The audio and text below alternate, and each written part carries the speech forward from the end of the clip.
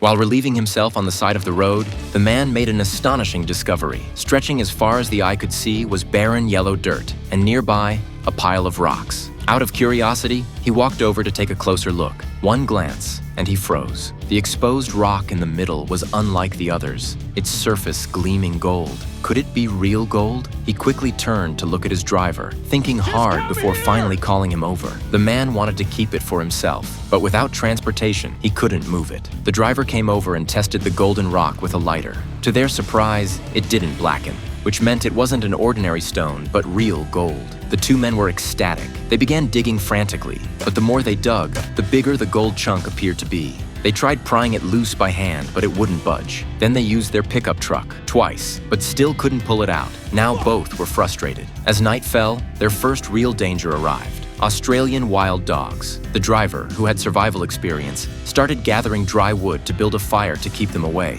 The man just stood there dumbfounded. How could wild dogs be stalking them in broad daylight? He looked around and saw nothing, but had no choice but to follow the driver. Otherwise, he'd be left alone in the wilderness. By dusk, the howling began. The driver lit the fire and, overwhelmed with excitement, started dancing around. It was enough gold to make him rich for life. But the man stayed calm. He knew that unless they could move it, it was all meaningless. Once the driver calmed down, he proposed a plan. One of them would stay to guard the gold, while the other went back to get an excavator. But who would stay, and who would go? The driver volunteered to go, claiming he knew where to find an excavator, meaning the man would stay behind. The man hesitated. If the driver didn't return in time, he'd die of thirst or become dog food. And if the driver came back with more people, he'd be helpless. Sure enough, his fears were justified. The real danger was only beginning.